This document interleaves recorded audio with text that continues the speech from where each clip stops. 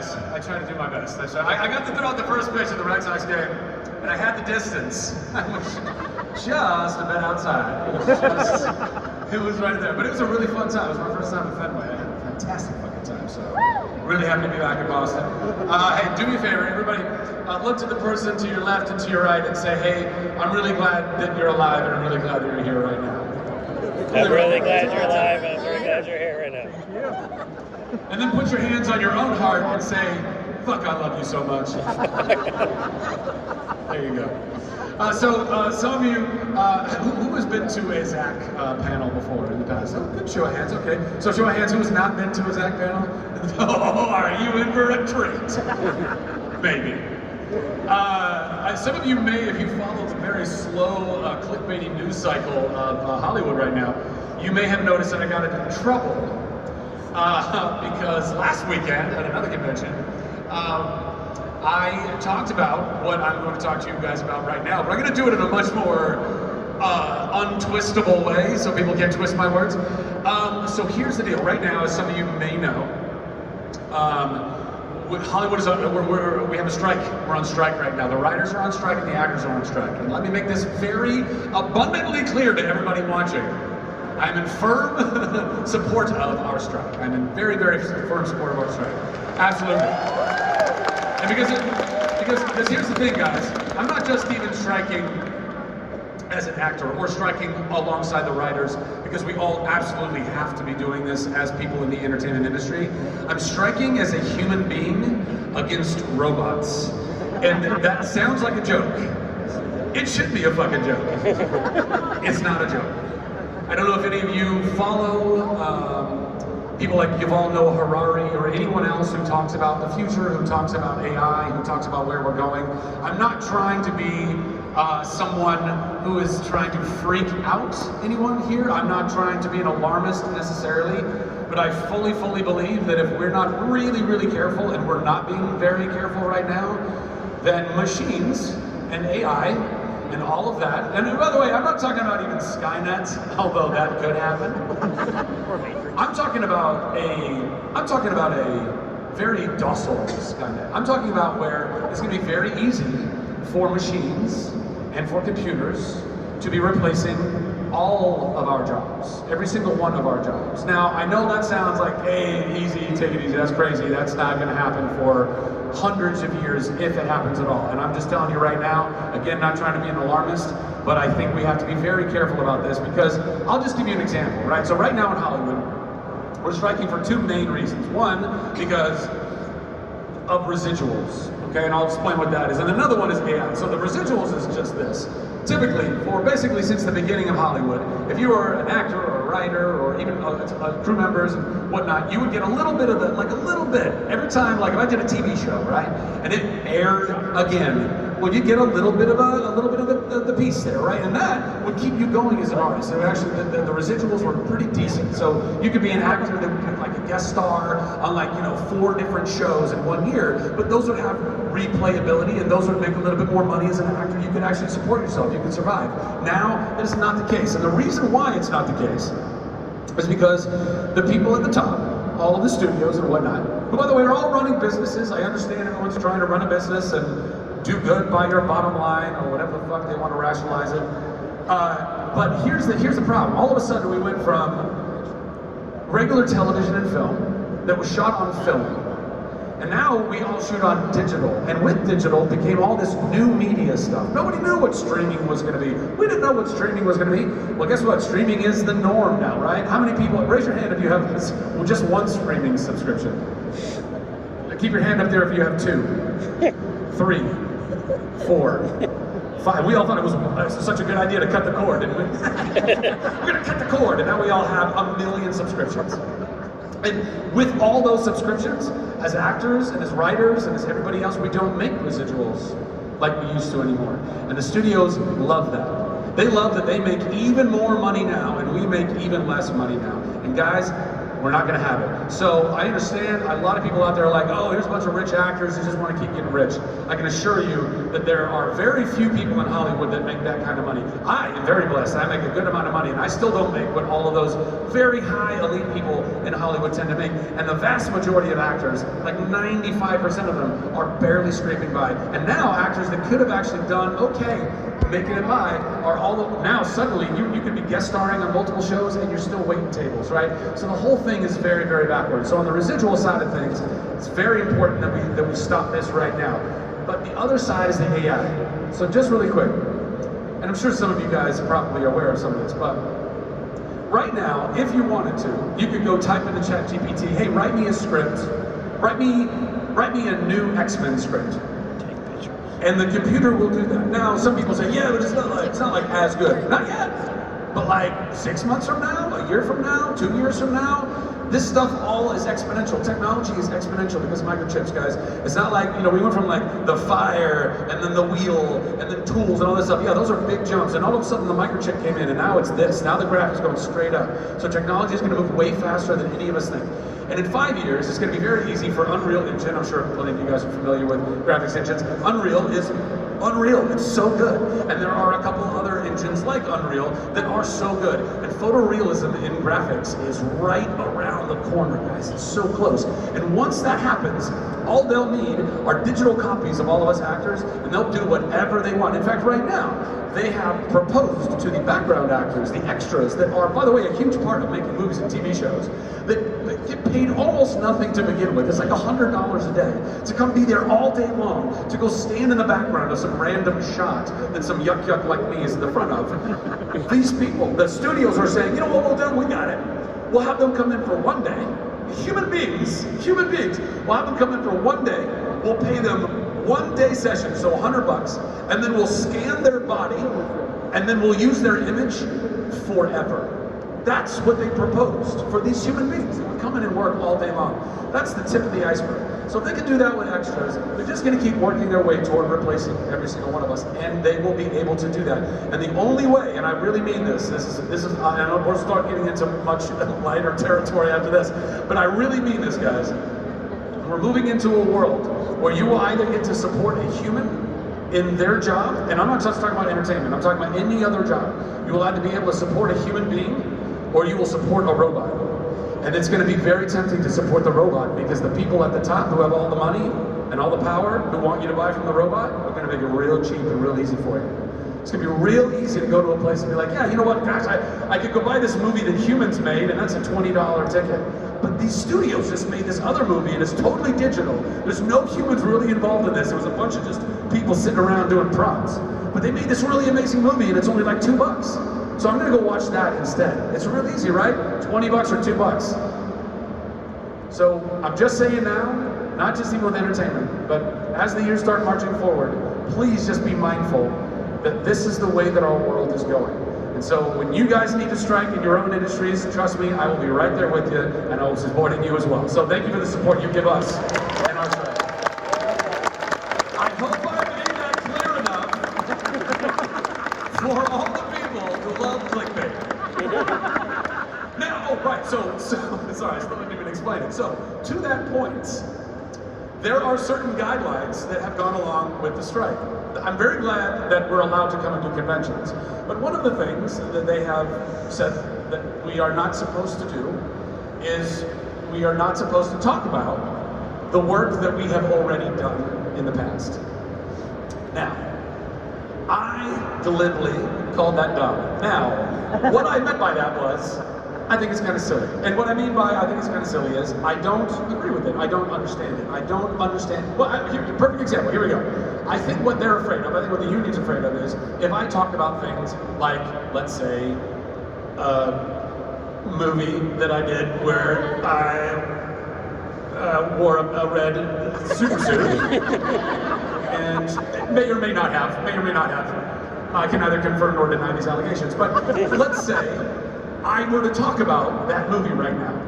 What their fear is like, oh, well, you know, he talked about that in the panel, and now all the people in the panel are going to go run out and going to go put a bunch of money into the pockets of the studios. They're going to go run out and go buy that movie, or they're going to go run out and subscribe to that streaming service.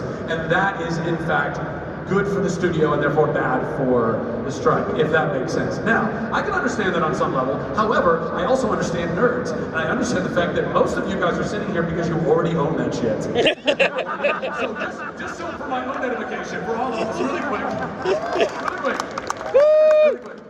Show of hands, and this is always a fun thing to do anyway, because I love just getting an idea of people and what their passions are. So just really quick, or show of hands, or yips, or whatever you want to do. But are you here because you're a fan of Chuck? Are you here because you're a fan of Shazam? Not as good, but okay. Are you here because you're a fan of Tangled? Okay, so going back to the question I asked you before, who is actually needs to even go and get another subscription? Or do you already own the subscriptions to all of the things that we're going to talk about today? Yeah. Is that a pretty fair assessment, right? Nobody's going to go run on the bank and go buy a bunch of stuff simply because I talked about these things. That's what I thought. But just to make sure we're in the clear, I'm going to let you guys lead with these questions. I'm not going to bring up anything. And then I will try to, as tactfully as possible, answer these questions while still respecting the strike, okay? Fantastic. Excellent. And because this is all oh, by the way, I should have also given you the preface before. I was getting there and I didn't. So if you've never been to a Zach panel, clearly I curse occasionally. Apologies. Sometimes I also cry. Not going to apologize for that. Crying is good. Crying is good, right? Guys? Yes! Fucking A-Ride is good for you. I cry at movies all the time. Get it out. Get it out. What is your question? Move it over there. Hi, I'm Jessica. I saw you in Rhode Island and you were awesome, so. Thank you. We love you and everything. I'll be quick, but I have two things. My son's birthday is next week. He's right there. Will you just say happy birthday? Who? Happy birthday. Happy birthday. How old are you turning? 16. 16? Oh, wow. Stay off the sidewalks, guys. Driving joke. Anyway. Yeah. Okay, so my question actually morphed. Originally, it was... Doesn't matter. It's okay. So with this AI trend... Yes. Yeah. Do you think that live performances, like musicals and theater, will become more important for actors? You specifically. So my real question was, do you prefer live or recorded? And conversely, which do you think is more lucrative? But now with AI, do you think you'll trend more to the live performances? Excellent questions. Sorry. No apologies at all. I'm trying to break it down. First of all, unfortunately, when it comes to what's most lucrative, theater is not. I know. Film and television has definitely taken that cake for a while. Which is not to say there's not a lot of money in theater, but typically that money is reserved for the producers, the owners of any one of these shows. Like if you are Lin-Manuel Miranda and you own a big piece of Hamilton, you are laughing all the way to the bank, and then all the way back, and then all the way to another bank, because the FDIC can only cover $250,000. This guy is just like Scrooge McDuck in cash. Like, it's just insane. And good for him. So anyone, if you own a Broadway show, and the Broadway show does very well, it's incredible, because basically, you as an owner, you make like kind of like a residuals, but different, but you own a piece of every ticket that's sold to that show. And not just the one that's on Broadway, you get a piece of every ticket that's sold on for any of your tours that are going around. And if you're a big enough show, like Hamilton probably has 4 tours that are going on right now. And anyone who owns any part of Hamilton makes money on every single one of those tickets. And Broadway tickets are not exactly cheap. They are expensive little buggers. So there can be money, but not typically for most of the actors that are involved, unfortunately. Most of that has been made in film and television. I think that they're all incredible. I like doing all of them. I think they all have their pros and their cons. You know, being able to do film and television, it not being live, you can screw up and, and it's okay. Not that I haven't screwed up live on Broadway and it ended up being okay as well, but it's a much more terrifying experience. And also, with film and television, you get to make something and it kind of lasts forever. And so, by the way, can we hear it for our ASL? I love like the switch out mid-friend, like, yo, my hands are tired, you gotta come in. So I think that there's something that's very cool about something for posterity, right? Now they film all Broadway shows, all kinds or whatever, but to be able to do film and television is something that, like, later on, 30 years from now, somebody can go find and be like, oh wow, how cool, it's been preserved. But with theater, to do something live with people, like, I love this. I love people, and I love being in a live, real moment with people. I think we don't do it enough, honestly. It's one of the biggest bummers about how home video and streaming and everything has gotten so good. We now don't go to a theater, and part of that is we don't get to experience movies with a bunch of strangers. And experiencing movies with a bunch of strangers is not only good to the extent that I think you get a better idea of what the movie is, right? Because if you're just sitting there by yourself, you don't get everyone else's feedback. But also, we start losing touch with who other people are. We're literally at each other's throats right now as a country and as a world, in part because I think the powers that be want that to be going on. That's my personal opinion. But it's really easy to be at odds with your neighbor because you don't fucking know your neighbor anymore. We don't know our neighbor. We don't see our neighbor. We're all so busy in our own worlds, in our own black mirrors, and we don't actually go and just like rub elbows with and breathe the same air as like, oh, this schmuck over here, who I might have nothing in common with. I might not like this person at all, whoever this is. But guess what? We're gonna sit next to each other in the theater, and we're gonna eat our popcorn, and we're gonna enjoy Shazam Fury of the Gods. That's what we're gonna do. I mean, you shouldn't, because anyway. But yeah. So and then as far as like what AI is gonna do, listen. Certainly, there's going to be less and less of a job available for actors eventually. I don't know exactly how these timeframes are going to work out, but believe me, they are. So I don't know. So yes, theater will be something that will be a bastion for that. But let me tell you something. Eventually, unfortunately, I mean, right now there's a holographic pop star in like Korea or Japan, and they're huge. They're like, people go to this, and it's not a real person. It's a hologram, whatever, and they're doing a show. And people pay a lot of money to go see this person. There are a lot of people on Instagram. How many people on Instagram, right? You're so embarrassed, but we all are. We're all there, zombily scrolling, dead scrolling. There are influencers right now on Instagram that are fake. They're not real, and people are subscribed. They're like all about following them. Oh, look at these beautiful girls, and they're modeling and stuff. They're not even real. They're fake. Guys, we have to be on guard. Like, we are going to keep getting duped like hardcore for years and years if we all just don't say enough is enough. So even with live, you got to be careful. Thank you for your questions. Appreciate that. Over here, yes sir. Hi, I'm Mike, and first of all, thanks for coming to Boston. Happy to be here. My question is, let's pretend for a moment that there's no strike. You did this little TV show that a bunch of us like. Any chance? Was I a nerdy spy in that by chance? Okay, that's the one. All right. No, it wasn't the one where you're the geek. Oh, wait, what? Which TV show are you referring to? You were the good-looking guy. The good-looking? Oh, aren't I always? Are you talking about, was I a Jewish doctor? I don't think so. Any fans of the Jewish doctor? Anyway, continue. To continue, any news, any chance, any possibility of going the route that Psych did with the occasional TV movie?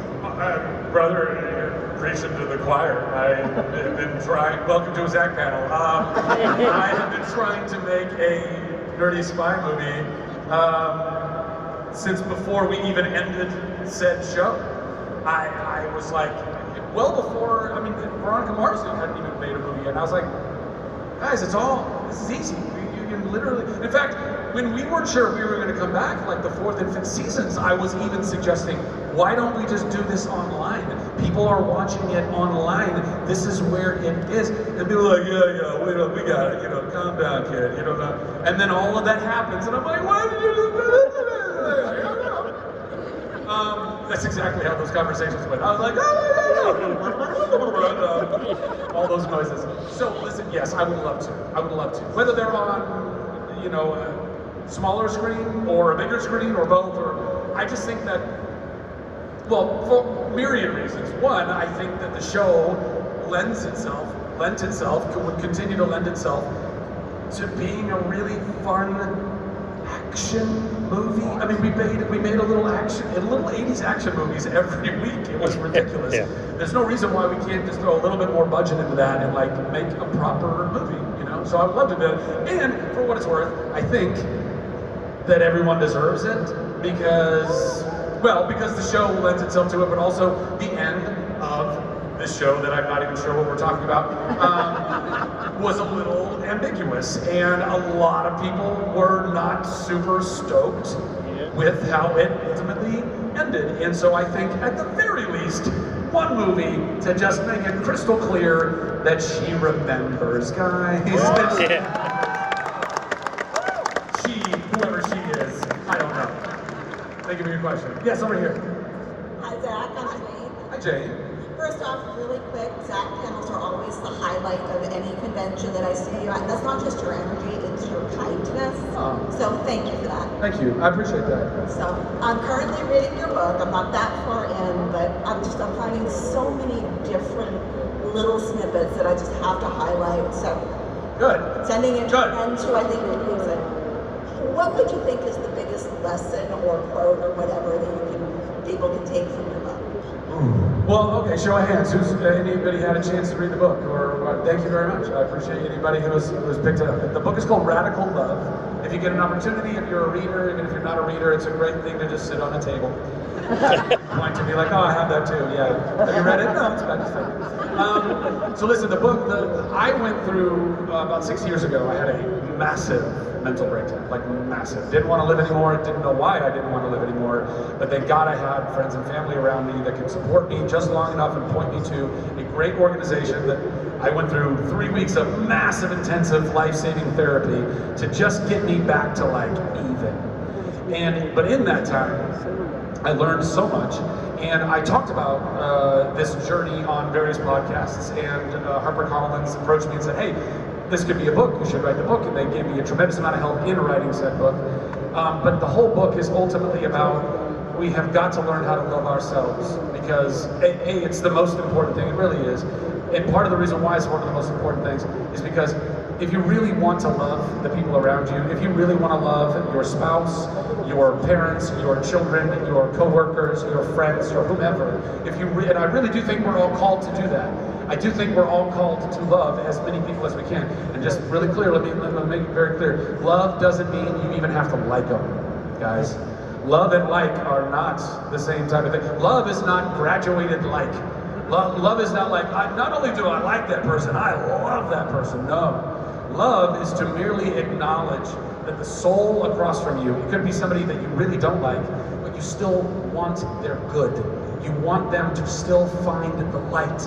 You want them to have a life that's not stuck in the that is not stuck in the darkness, guys. We don't want anybody stuck in the darkness, because people in the darkness are the ones who are doing all the things that are not good in this world. We want to get everybody up out of that darkness. And sometimes that requires looking at really shitty people and saying, hey, guess what? I don't agree with you. I don't like you. I don't want you doing anything that you're doing anywhere near me. But I see the human being in you, and I want the good for you in your life. So that's a big takeaway. But one of the biggest that I found was I got there and I realized, oh my God, I don't love myself. I didn't even know really what self-love was. In fact, as somebody who came up in kind of a Christian lineage in my spirituality, in my religion, I scoured. I didn't want to live, and I was scouring the Bible. I was like, where's anything about self-love? And guess what? I couldn't find it. I couldn't find it. Which is not an indictment of the Bible necessarily, but it just means, guys, if you are a spiritual person, go deeper than even that. Go into some clinical understanding of what these things like depression and anxiety and everything else actually are. Because there's a lot of things that are just biochemical in us. Our bodies aren't creating enough serotonin or dopamine or things that are very integral in order for you to just wake up in the morning and be like, you know what, I can do this, I can accomplish this, I can figure it out. So go into a journey of figuring out how to genuinely love yourself. And that doesn't mean being a dick, it doesn't mean being a narcissist, it doesn't mean, okay, everything's got to revolve around me now. It just means that you're not talking to yourself and berating yourself, and that's what I was doing. I learned from my mom and stepdad how to talk to myself. You learn how to talk to yourself from your parents first and foremost, and then your teachers and everybody else around you. So if you're harsh with yourself, recognize that that's not the way you're supposed to talk to yourself. You need to talk to yourself with some fucking patience and kindness and empathy and grace, because you're doing your best. I can't stress this enough. You're doing your best. So forgive yourself and accept yourself, and then recognize, oh, guess what? So is everybody else. Everybody else is doing the best they can too. So that's the biggest takeaway I could probably give you right now. But there's plenty more stuff in the book too. Thank you. Yes, sir. Hi, Zach. I'm Neil. Hi, Neil. This is trippy because I've been a Zach fan for like 15 years. Hey! Yeah, I saw the pitch. Is it more trippy if I do this? Yeah, it's Is this also weird? You're like, no, actually, I dreamt about that last night. You started doing this weird dance. I've lost my question. I'm also a fan of TV shows, and it's crazy to think, you know, if there was a show where someone could possibly have worked with, like, you know, James Bond or Sarah Connor. Oh, bro. And Oh, bro. You have no idea. Bro. and Scott Bakula. Scott Bakula was my dad, bro. Yeah. Who is someone you wish? Christopher Lloyd was my shrink.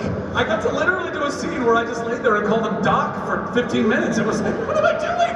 Anyway, continue. So with all those people, who's someone you wish you could have brought into the world, into that universe, and what kind of character would they be?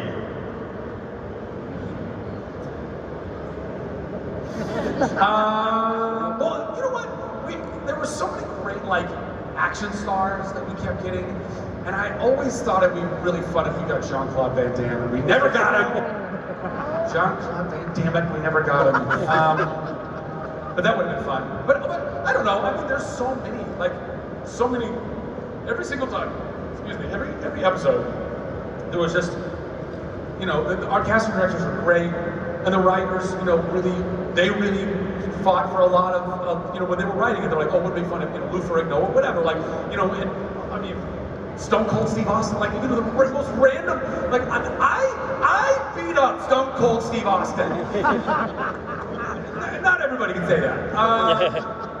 So I don't know. I mean, I just was stoked that those many people even thought, hey, I'll go play in that sandbox, you know? So it was cool. Awesome. Yeah, thanks, man. Thank you. Cheers. Hi, what's going on? Oh, a second. Oh, 1 second. Mom, you better be getting this on video. No, screw this up, Mom. Oh! Meatloaf! I'm getting this on video, but, so, I know you played Shazam, but was Shazam your favorite hero? Your favorite superhero? I mean, I know I'm biased, but yeah. But I'll explain why. So when I was a kid, how old are you? I'm 11. 11 years old. Great age. You're in the double digits, but still low enough to still kind of be a kid. Anyway, so when I was 11, I was addicted to Marvel, X-Men, X-Factor, X-Force, X-everything. I was a huge, and honestly, and I think part of it was because Rob Liefeld and Jim Lee and, you know, various artists that I loved at the time. But I really believed, still do, it's the most probable way that any of us is ever actually going to become a super or something is gene mutation. Like, I don't know how many gamma rays I'm going to find myself hanging out around, but I still to this day go to bed sometimes dreaming, I'll wake up and I'll fly. I'll wake up and I'll shoot ice from my hands. That was always a very compelling part of it. And I love the teamwork. You know, who doesn't like a good team? You know, everybody has their own little thing. They're all kind of working together to do it. So I loved all that. And because of that, my favorite superheroes tended to be all in that whole world, right? But getting to play the big red cheese, it's honestly been one of the coolest things I've ever gotten to do, and I really do think like it's kind of become my favorite in all of it because there's a purity of heart in Billy Batson. In the same way that there's like a purity of heart in Peter Parker. There's this naivete and this literal like I have to help the world, I can help the world, and I'll sacrifice my own life if it means that I have to go and do that, you know? And the fact that I get to continue to just pretend to be a child is so fun! It's so fun. Because I really am just a kid that never really grew up, and now I get paid for it. So that's pretty great. Yeah. Great question. Thank you so much. Oh, there's another one? Can you hear me? Is this working? You're working, yep. How was it like to film with your cast for Shazam and Shazam Fury of the Gods? Well, I don't know what those movies are. But I would say that I had a wonderful time filming. I typically have a pretty wonderful time filming a lot of stuff, but my cast in that franchise is one of the most wonderful group of people I've ever had the pleasure of working with. So we had a wonderful time. Yeah. Thank you. Thank you so much. Yes. My name's Holly. Hello, Holly. I grew up with Tangled and all of that when I was little, and now I'm into Shazam and all of that. But my question is about Tangled. What would you say is your favorite scene, like vaguely, and why? How do I see? I'm still trying to figure out how do I answer questions that I'm not allowed to answer. I would say that. Man, it's like a game of Mad Libs. Well. Were I involved in some animated movie at some point, I would say that my favorite scene in whatever that potential animated movie would have been. To be honest, I love. You know what? This highlights, right? You know what I like doing? Fighting horses. And because I like fighting horses, there are scenes I've gotten to be a part of and some stuff I've done in the past. And I loved, I love the whole thing I loved. But I love when animals are done and anthropomorphized. I'm sure that's not the right pronunciation, but when they're given those human characteristics so well. And that particular horse, and his little chameleon friend that may or may not have existed in the same universe. I loved how they were done. I think the animators and storytellers and directors and everybody that we had involved were just chef's kiss. Which is why that movie that I may or may not have been a part of is one of the best ever. That's all I have to say about that. Thank you very much. Yes, sir. Somebody asked me a question I can answer. My name's Mark, and Hi, Mark. I'm gonna ask you a question that you can answer because it's not about any of your projects. Oh my God! And I thought you were Jewish for a long time, but I just learned today that you're not. I'm Jewish. Hey, I'm an honorary member of the tribe. Okay, now it's perfect. This will still work. I wanted to say this for a long time. Shabbat Shalom Shazam. Thank you. My question is... There's great alliteration in there, isn't it? My question is, if you could be a villain in a Marvel or DC sense, which character would you choose and why? Well, for the longest time, Deadpool was a character I wanted to play so bad. Although Ryan has done a fantastic job in that franchise, so kudos to him and really taking a character that, lots of comic book characters or movies or video game characters in movies don't pan out the way you hope they will, and he really nailed that. Although he's more of an anti-hero than a villain, isn't it? So it's a really good question. To be honest, I have not really spent a lot of time thinking about what villain I would want to play because I've always been like hardcore good guy. Like, did anybody ever play Fable for Xbox? Anybody play Fable? 5 minutes already? Oh my god! I'm so sorry. I'm so verbose and tangential that these things just drag on. Anyway, Fable, if you haven't played Fable, by the way, a new Fable's coming out soon. I don't know exactly when, but I'm very much looking forward to that. But in Fable, and there's other games that do this, but this is just to put a point on what I'm trying to tell you. So in Fable 2, might have been 3, I don't know, but they got into like a good and evil kind of bar, right? So you could choose to go down an evil route, or you could choose to go down a good route. And I was like, oh man, I'm gonna be the goodest boy ever. I am gonna, and I was making every right decision. I was helping all of the people of Albion. I was doing all the side quests. I was being a mensch. That's what I was being. I was being a mensch.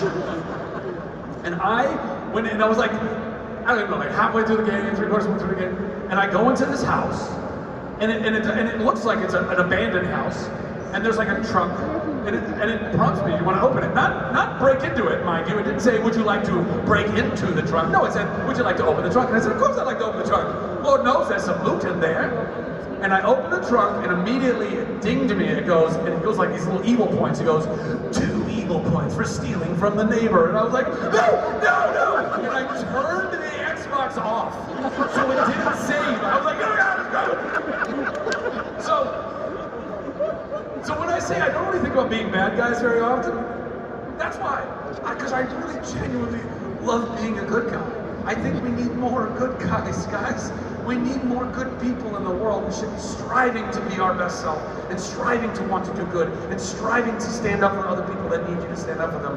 That's what I strive for. But all that said, I don't know, some badass villain, whatever. I'll do it. You choose. Thank you for the question. Belle. Hi.